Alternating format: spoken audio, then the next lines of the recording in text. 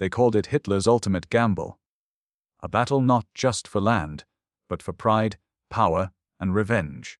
The city was Stalingrad, and its name would soon echo across the world as the graveyard of an empire. In the summer of 1942, the German war machine roared east once again. After sweeping through France, Poland, and most of Western Europe, Hitler's armies now turned toward the beating heart of the Soviet Union. But this time, his ambition went beyond military logic. He wanted Stalingrad, not only for its strategic position on the Volga River, but because it bore the name of his greatest rival, Joseph Stalin. To Hitler, capturing the city meant more than controlling the South.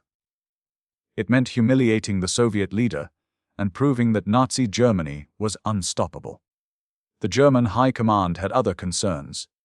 Stalingrad was the key to securing the oil-rich Caucasus region, vital for fueling tanks, aircraft, and the entire war effort. Whoever controlled the Volga controlled the flow of supplies across southern Russia. Yet beneath the cold calculations of maps and logistics, there was an obsession brewing in Hitler's mind. He saw Stalingrad as a personal duel between himself and Stalin, a symbolic showdown between fascism and communism.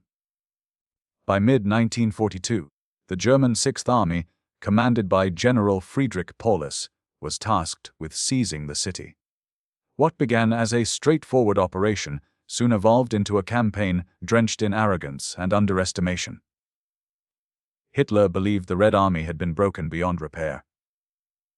After all, millions of Soviet soldiers had already been captured or killed during Operation Barbarossa. The Germans advanced confidently, convinced that Stalingrad would fall within weeks. But as their columns rolled eastward, the realities of the Russian front began to surface once more. Vast distances, crumbling supply lines, and a relentless enemy that refused to die. To Hitler, none of it mattered. He demanded victory at any cost. The capture of Stalingrad was to be the jewel in his crown, the symbol of Nazi dominance over the East. Yet, in chasing that symbol, he would awaken something far greater than his army could ever control. The unyielding spirit of resistance that would soon engulf Stalingrad and turn his dream of conquest into his greatest nightmare. As the summer sun rose over the steppe, Hitler's new offensive, Operation Blue, unfolded with terrifying precision. It was July 1942, and the German war machine was once again in motion. Panzer divisions rolled across the plains of southern Russia, kicking up clouds of dust that stretched for miles. The Luftwaffe dominated the skies, pounding rail lines, bridges, and Soviet convoys. To the German soldiers, it seemed like a familiar rhythm. Swift victories, collapsing defenses, and another Soviet retreat. But this time, their eyes were fixed on one destination, Stalingrad. The operation's objectives were clear on paper: secure the oil fields of the Caucasus and cut the Soviet Union's southern lifeline by seizing the Volga River. Yet, beneath those strategic goals lay the simmering ego of Adolf Hitler. He wanted a triumph that would strike fear into the world and shame Stalin himself. The city on the Volga was not just a military target. It was psychological warfare made flesh. Hitler envisioned headlines declaring that Stalingrad had fallen, a personal victory carved into the bones of his enemy's pride. At first, success seemed inevitable. German armored spearheads advanced hundreds of kilometers, brushing aside thin Soviet defenses. The Luftwaffe's relentless bombing campaigns turned Soviet towns into fields of ash. Bridges collapsed under the weight of explosions, and the sky glowed red at night. Entire Soviet divisions vanished under the sheer force of the German assault. Reports to Berlin painted a picture of unstoppable momentum.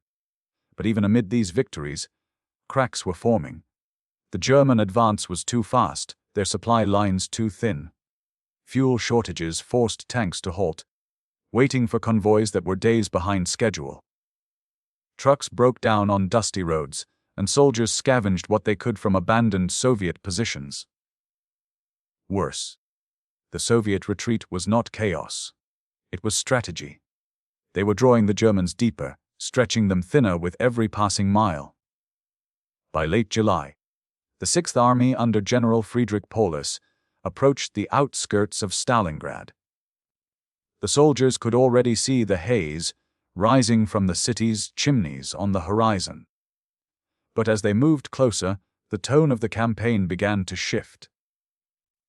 What had been an open advance across fields was now funneling into the labyrinth of an industrial city. Stalingrad wasn't a battlefield, it was a fortress made of brick, iron, and fire. Then came the air raids. On August 23, 1942, the Luftwaffe unleashed one of the most devastating bombing campaigns of the war. More than 1,000 tons of explosives rained down on Stalingrad, flattening entire districts. The Volga River glowed with the reflection of burning oil tanks. Thousands of civilians were killed in a single day. The city was reduced to rubble. But the Germans believed the destruction would make their conquest easier. They couldn't have been more wrong. Beneath the smoke and debris, the Soviet defenders dug in. The ruins of the city became their shield. The bombings that were meant to destroy resistance had instead built the perfect battleground for it. Every factory, every collapsed wall, every cellar would soon become a fortress. The German army, confident from a year of victories, was walking straight into a trap of its own making. A battlefield where tanks were useless.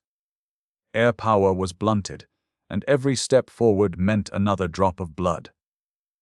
As the German columns approached the smoking ruins of Stalingrad, Stalin's patience and pride hardened into something unbreakable. He knew what this city meant, not just to Hitler, but to the soul of the Soviet Union.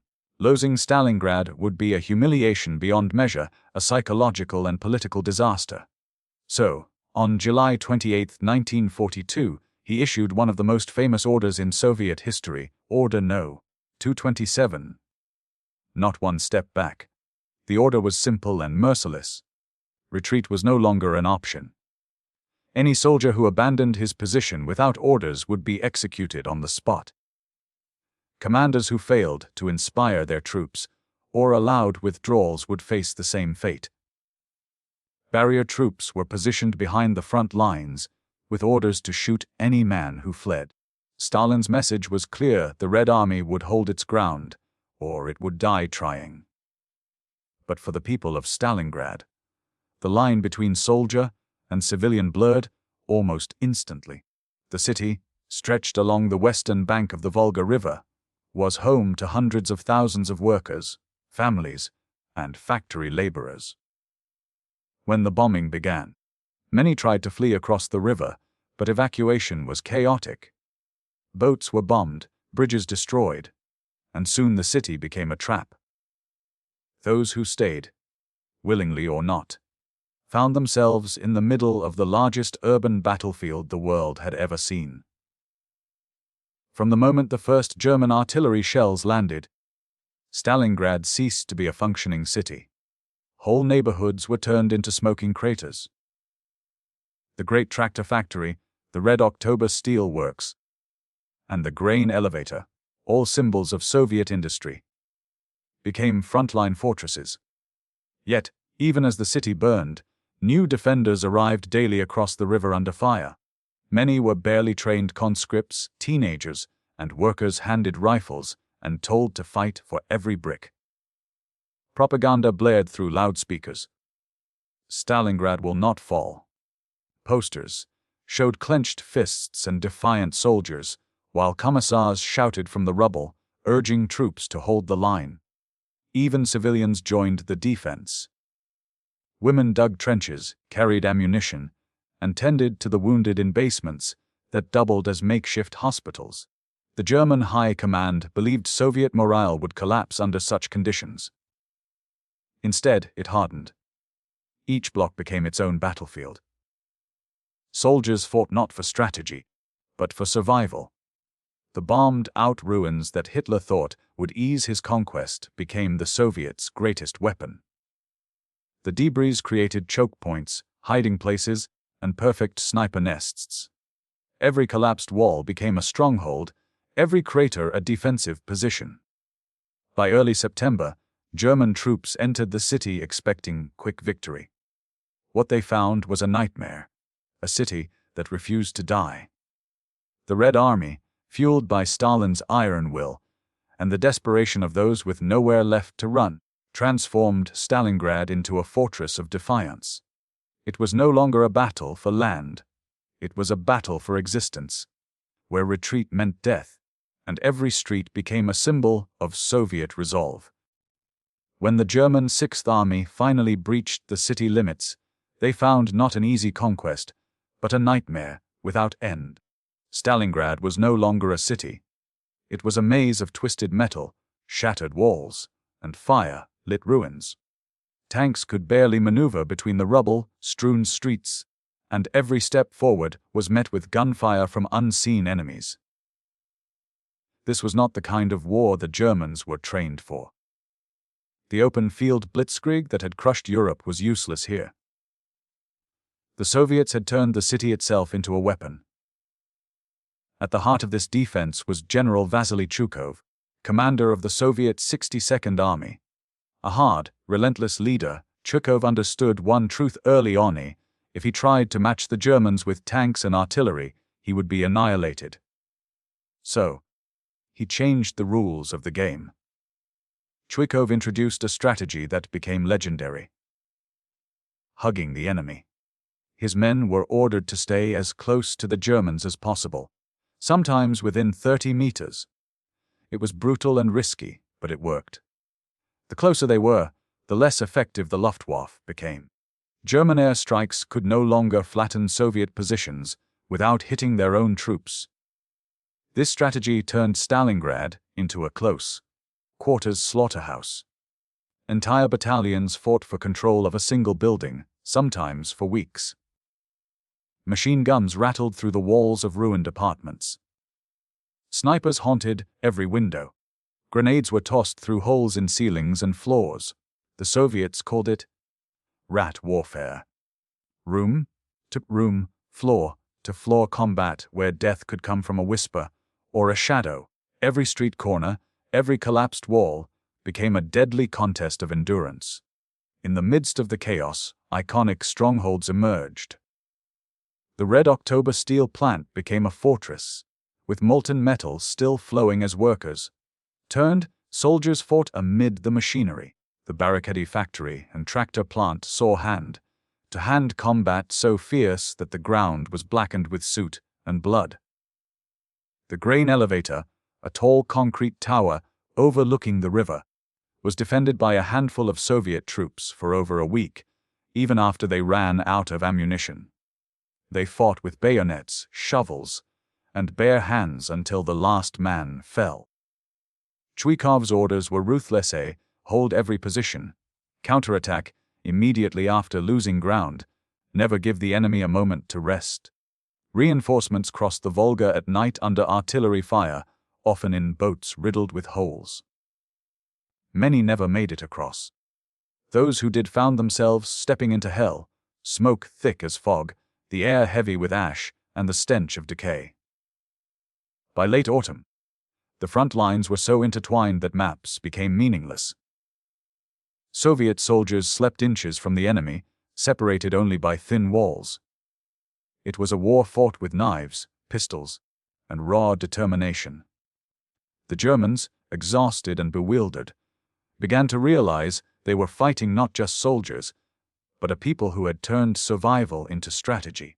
Chuikov's brutal genius had transformed Stalingrad into a city of ghosts, and those ghosts were winning.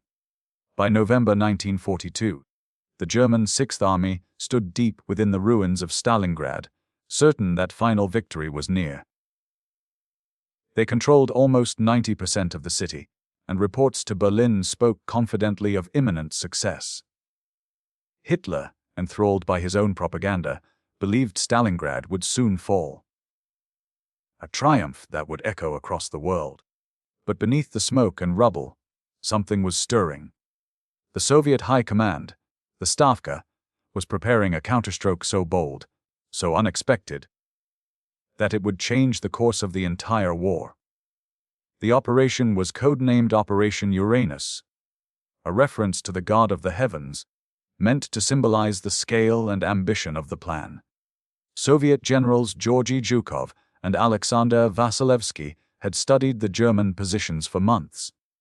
They knew that the heart of the German Sixth Army inside the city was powerful, but its flanks, to the north and south, were dangerously weak.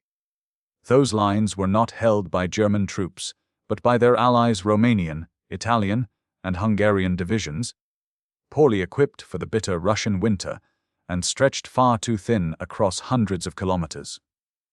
The Soviets would strike there, not at the center, but at the sides, crushing the outer defenses and encircling the entire German force inside Stalingrad. To accomplish this, two massive Soviet fronts, the Southwestern Front under General Vatutin and the Don Front under Rokossovsky, prepared for a coordinated pincer movement. The scale was immense, over 1 million men, thousands of tanks, and an artillery barrage unlike anything the world had ever seen. On November 19, 1942, before dawn, the frozen air exploded with the roar of Soviet guns. The earth trembled as thousands of artillery pieces opened fire simultaneously. Shells screamed through the air, smashing trenches, tanks, and command posts. The Axis troops on the flanks, mostly Romanians, were completely unprepared for such fury. Within hours, Soviet armor and infantry surged forward through snow and smoke. Villages were overrun, communication lines severed, and panic spread like wildfire. By November 23, the northern and southern pincers met near the town of Kalach, west of Stalingrad. The jaws of the trap had closed. Inside the encirclement lay more than 250 Zalos and Axis troops, including the entire German Sixth Army and elements of the 4th Panzer Army. The hunters had become the hunted. When news reached Hitler's headquarters, he refused to believe it. Furious, he forbade any retreat or breakout attempt. Instead, he ordered the trapped army to hold its ground and promised that the Luftwaffe would supply them by air. But this was a delusion. The Sixth Army required at least 700 tons of supplies per day. The Luftwaffe could barely deliver a fraction of that. Fuel, ammunition, and food began to vanish. The German soldiers, once the pride of Europe, were now surrounded, starving, and slowly freezing to death in the ruins of the city they had nearly conquered. Operation Uranus had turned Stalingrad from a victory into a tomb. And Hitler's obsession had sealed their fate.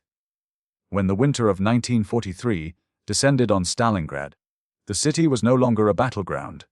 It was a graveyard. The once proud German Sixth Army was trapped, starving, and broken. The Soviet encirclement was complete, and every attempt at relief had failed. Operation Winter Storm, led by Field Marshal Erich von Manstein, tried to break through from the west, but Hitler refused to let General Paulus move to meet them halfway. His obsession with holding Stalingrad doomed his men. Inside the city, temperatures plunged to -30 degrees. Ammunition was running out. Food was gone. Soldiers resorted to eating horses, then dogs, and eventually whatever they could find. Letters home spoke of despair and frostbite, of comrades frozen to death in their sleep. By January, the Soviets launched Operation Ring, the final blow to crush what remained of the German resistance. Artillery thundered day and night, reducing the ruins to dust. The once unstoppable Wehrmacht now fought for survival among the skeletons of buildings they had destroyed months earlier. The Soviet advance was relentless, house by house, street by street, until only a few isolated pockets remained. On January 31, 1943, Hitler promoted Friedrich Paulus to Field Marshal, a twisted gesture meant to compel him to commit suicide rather than surrender. No German field marshal had ever been captured alive. But Paulus refused to die for Hitler's pride. Realizing the hopelessness of the situation, he ordered his men to surrender. 2 days later, the last German units in the northern sector laid down their arms. The Battle of Stalingrad was over. Of the more than 250,000 German troops who had entered the city, only about 91,000 were taken prisoner. Most would never return home. The Soviets, too, paid a staggering price. Over 1 million casualties. Yet amid the ruins, their flag rose above the city once more. Stalingrad had become a symbol of endurance, sacrifice, and the turning point of World War II. From that frozen hell, the tide of history shifted, and Nazi Germany would never recover. If you've made it this far, thank you for watching. This has been History Reloaded, where we relive the battles that shaped our world. If you found this story moving, take a moment to like, comment, and share your thoughts. Your feedback helps us bring more forgotten chapters of history to life. Don't forget to subscribe for more cinematic documentaries like this. Because history is never just in the past. It's alive in every lesson we learn today.